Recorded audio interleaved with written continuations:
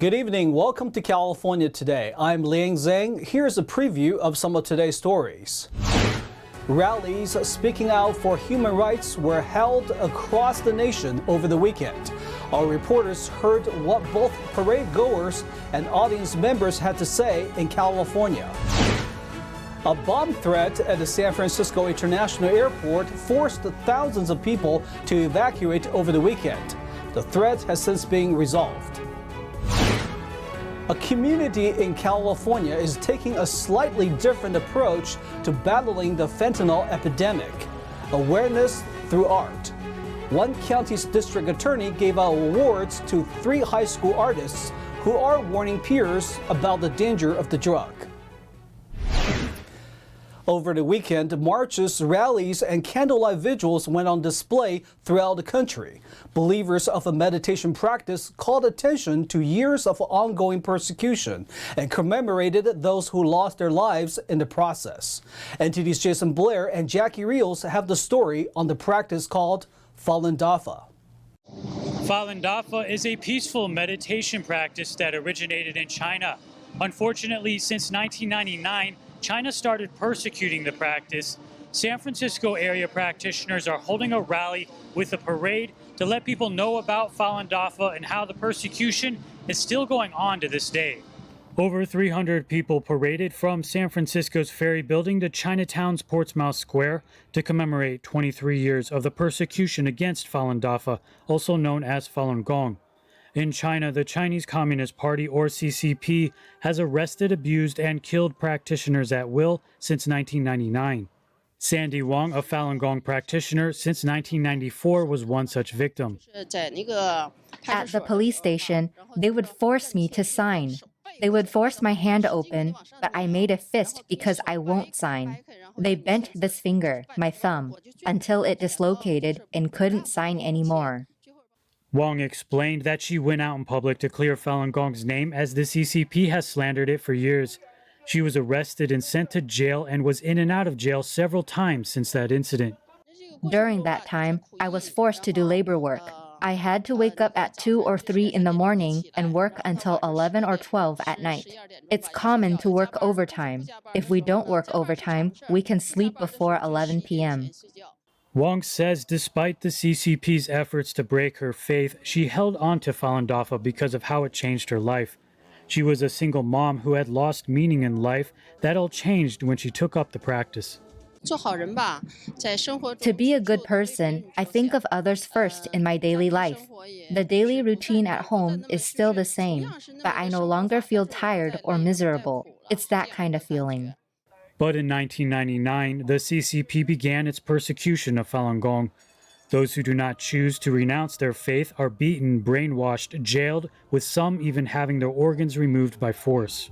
We've never seen anything like this before in the history of the world.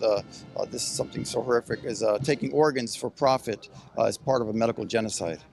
Many pedestrians stopped to watch the parade and were dissatisfied with the lack of attention given to the human rights violations.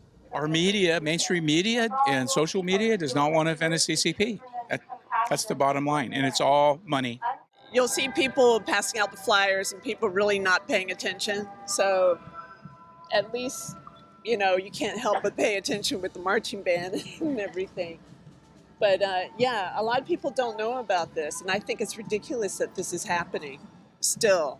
It is very shocking, and I think this kind of movements had to be made more often so that we make this conscious. And I didn't know people here in the country from China are fighting the communists.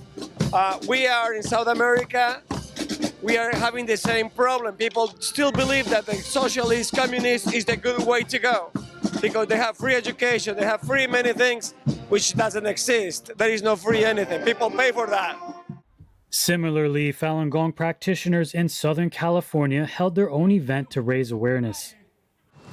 We're attending a rally today at the Santa Monica Pier where Falun Gong practitioners are trying to bring awareness to the ongoing persecution they have been suffering by the communist-led government in China. Rally participants say organizations and countries around the world have not only researched but also verified the ongoing persecution. These have been documented and confirmed by China Tribunal in 2019. And they do a lot of research investigation, and they found estimated hundreds of thousands of people they are victims of live organ harvesting. The United States, along with several other countries around the world, are both considering and passing laws to address the CCP's human rights violations. Organ harvesting is still ongoing in China. It's been going on for over 20 years. Then we have a new bill in Congress. In the Falun Gong Protection Act, H.R. 6319. The bill seeks to impose sanctions against the CCP for its forced organ harvesting. Another bill titled Stop Forced Organ Harvesting Act of 2021 also seeks to condemn live forced organ harvesting. If lawmakers pass it, the United Nations will openly condemn live forced organ harvesting worldwide. Any doctors involved in the practice will be banned from traveling to the United States. Doctors Against Forced Organ Harvesting say they will be in the nation's capital this week to continue raising awareness on the two bills. San Francisco International Airport received a bomb threat over the weekend. Operations were temporarily shut down, but things are back to normal now. Operations were temporarily delayed at the San Francisco International Airport after police received a bomb threat and found a suspicious package late Friday evening. No injuries were reported. The airport resumed operations, including its air train service, after police cleared the premises. The Bay Area Rapid Transit train service also resumed. The Associated Press reported that police had taken the man into custody following an investigation. In the country's ongoing battle against drug addiction and unintentional overdoses, one county in Northern California asked for help from teens through the use of an art competition. NTD's David Lamb reports. And just a warning, some of the art may be disturbing. Now, in this county art competition for the face of fentanyl, the DA says there's 37 contestants, and they're all depicting their interpretation of the fentanyl drug crisis. It's an annual Justice for All art competition from the Santa Clara County District Attorney's Office, calling on high school students in the county to participate. I just wanted to make something that could get the point across that fentanyl is bad and it hurts you. So I used darker colors with the blue standing out on the pill. And hopefully it has some powerful imagery that can, make an impact on anyone who sees it. Fanley, a sophomore at Branham High School, earned first place from the DA's office and judges with her "One Pill Can Kill" poster. The runner-up was a freshman who depicted graphic details of fentanyl. She said she tried to put herself in the shoes of victims' families. Shoes to see if I were to express it, how would I draw it. So that didn't use any words, so I try to do my best with visuals. The top three contestants earned $1,500, $1,000, and $500 respectively. When I was doing research on fentanyl, I was seeing that it was being advertised as something that wasn't like pain meds, and it made me think of a wolf in sheep's clothing. So that's what I did. Fentanyl is a synthetic opioid, and just a few grains can result in a fatal overdose. It can be 50 to 100 times stronger than morphine. The risk is heightened when the drug is mixed with other substances. So far, 43 people in our county have died from it this year. 9 of them were 25 or younger. One was just 12 years old. The county launched a fentanyl working group in April this year and wants to remove the opioid from the streets. Bring the word out throughout the entire county, whether it's to kids, young adults, other people as well. The DA's office plans to use the winning poster in an anti-overdose campaign. Fanley's message is that the opioid is destroying lives, bright futures, families, and communities. David Lamb, NTD News, California. California had a net loss of 200,000 people last year. It's not just the people, but the businesses and jobs are leaving as well. And the economics professor explained the reason for the exodus. California has been shrinking in the last 2 years for the first time since its founding. Jim Doughty, President Emeritus and Professor of Economics at Chapman University, told California Insider's Siamak Khorrami he predicts a slower increase in housing prices are not the main reason for people leaving. Our ratio is dropping, the population to housing, not because the denominator, not because housing is increasing, but because the numerator, population is dropping or not growing as rapidly. So we're getting the ratio down, not for the reason the governor and the state wanted, that is to produce more housing, but because more people are leaving the state because of high taxes and high regulation. Doughty explains companies are leaving because it's more costly to do business in California. And in an increasingly competitive global environment, companies have to be competitive. And to be competitive and to keep costs as low as possible, they're moving to other states like Texas, to zero corporate tax states, low income tax states for their workers, more affordable housing for their workers. So as they leave the state, jobs are migrating outside of California and people are chasing those jobs and leaving the state. Doughty says there is a correlation between states with high taxes and net negative migration, and states with lower taxes are experiencing positive migration. California, over those 5 years, experienced a loss, net loss, of 750,000 people. 750,000 more people moved out than moved in. That's almost a loss of 1 million in population. 62% of those people went to Texas, Florida, Nevada, Washington, all zero income tax states. So that's why Doughty and Chapman University conducted a survey in cooperation with UC Irvine and UC San Diego. The team interviewed 150 CEOs throughout the state, asking them to rate the environment to do business in California, 5 being the best and 1 being the worst. 2/3 checked 1 and 2. When asked if they would consider moving their company out of California, 42% of the CEOs said yes. 18% said they would if they could. Doughty hopes the government can address the issue soon and lower taxes. To watch the full program, find California Insider on YouTube or Epic TV on the Epic Times website.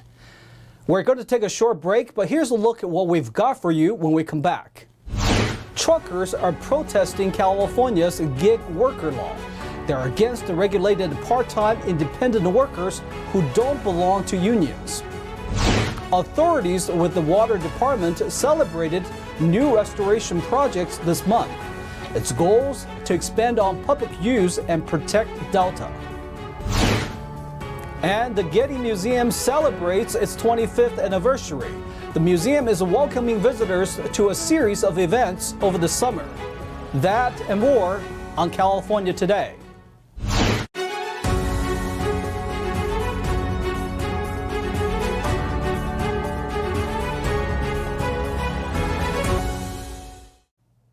Truckers are increasingly frustrated at and now protesting California's gig worker law. A recent protest hits Los Angeles, protesting a decision by the Supreme Court. A law known as Assembly Bill 5 is controversial among truckers.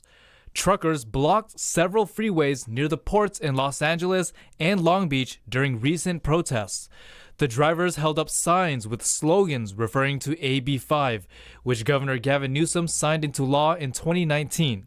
AB 5 was immediately challenged in court after taking effect.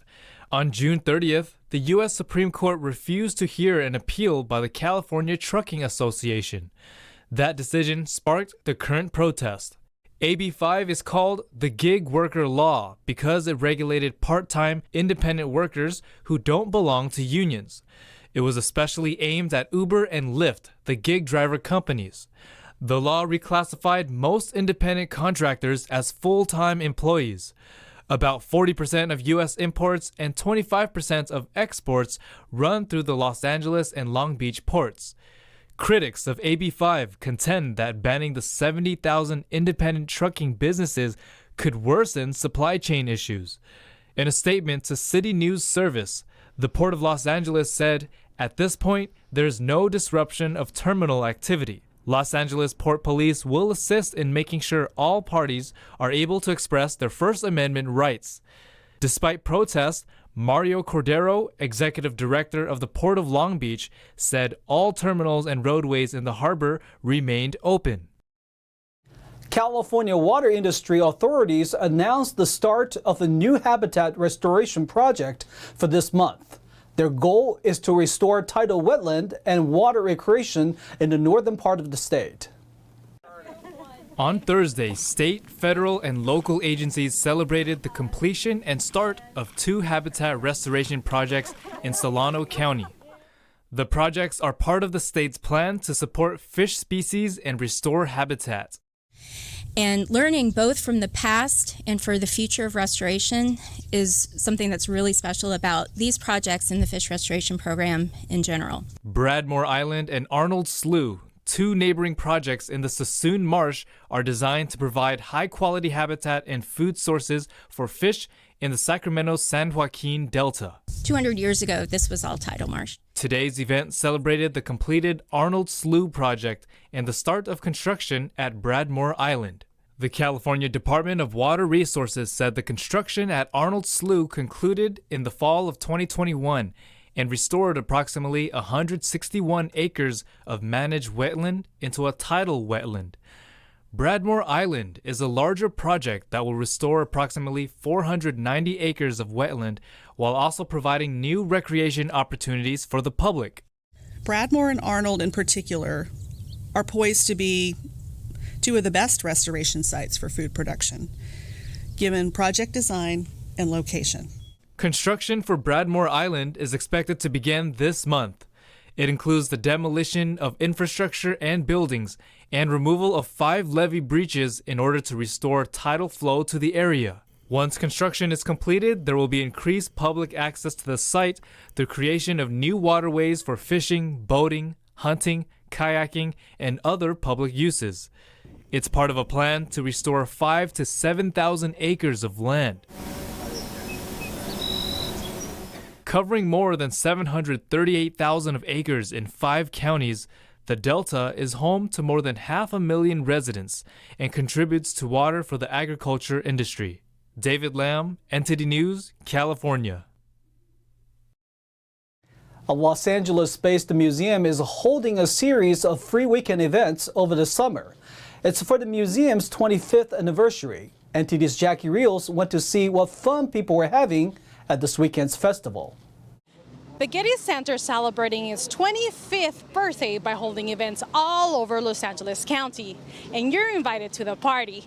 This weekend's 2-day event is happening here at Tony Arceo's Memorial Park in El Monte with live music, food trucks, giveaways, and more. So let's go to the party. The Getty is a museum in West Los Angeles that offers art ranging from the Middle Ages to today.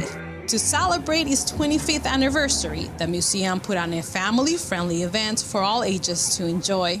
We just came to visit and see what it was like. So, a nice small festival. Very nice. The activities included traditional dances from both local and international cultures. One girl took part in the dances. My daughter's actually performing today. Really? Yeah. What is she doing? She's doing ballet and tap dancing. The museum has put on free festivals since May, and they will continue over several weekends until the end of August. The Getty is usually free to attend, but right now it requires a time entry reservation. Normally, doors are open to anyone. Jackie Rios, NTD News, Los Angeles. Now to NTD's Thomas Christian for the Sports Roundup.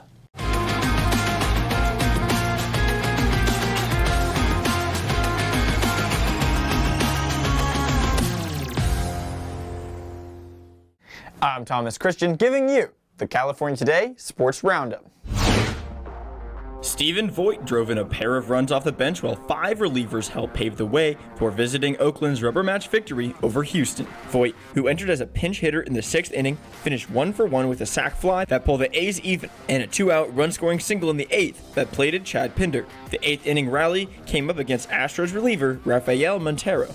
Ramon Laureano added a home run for the A's while Kyle Tucker and Jerry Pena homered for the Astros. Athletics 4, Astros 3. Lamont Wade Jr. splashed a 3-run home run into San Francisco Bay, and right-hander Logan Webb allowed just 2 runs in 6+ innings to lead San Francisco over visiting Milwaukee. Wade's homer, his 3rd of the season, capped a 5-run 3rd inning against Brewers reliever Jason Alexander, who would replace starter Aaron Ashby 1 batter into the 2nd. Webb allowed Willy Adames' 19th home run of the season on his 10th pitch of the game before settling down to allow just 3 more hits. He limited the Brewers to 2 runs, walking 2 and striking out 5.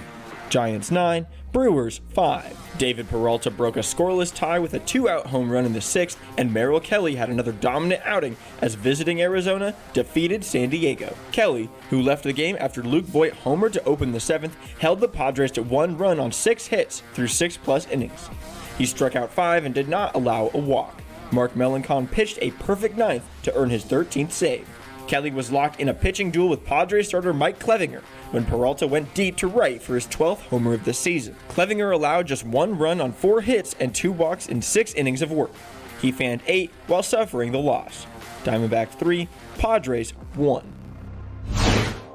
As the U.S. women's national team has focused on developing young talent in anticipation of next summer's World Cup, veteran forward Alex Morgan has assumed a more vocal role. Morgan, who is now 33, is one of the more senior members of the team, which has brought in budding players like fellow forward Sophia Smith, Mallory Poog, and Trinity Rodman since the Tokyo Olympics. Morgan and the defending World Cup champions are in Mexico preparing for a showdown with rival Canada on Monday night in the title game of the CONCACAF Women's Championship. The United States and Canada have already qualified for next summer's World Cup in Australia and New Zealand as top finishers at the tournament, but the winner of the final also earns one of the region's berths at the 2024 Olympics in France. Morgan is not slowing down by any means, as evidenced by her fantastic club season so far. She is back home in California in her first season playing for the expansion San Diego Wave, and currently leads the National Women's Soccer League with 11 goals in just 10 games. At the Women's Championship, Morgan scored a pair of goals against Haiti in the group stage for her 29th multi-goal game. She has scored 21 goals in 22 qualification matches with the United States, the 3rd most in team history. Overall, she has 117 goals and 47 assists in 195 career games. And that's all for sports. That's all for tonight. You can join us again on California Today every weekday at 8:30 p.m. If you have any news, tips, or ideas for our show, or just want to let us know how we're doing, our email is california.today@ntd.com. I'm Liang Zhang. Have a wonderful evening.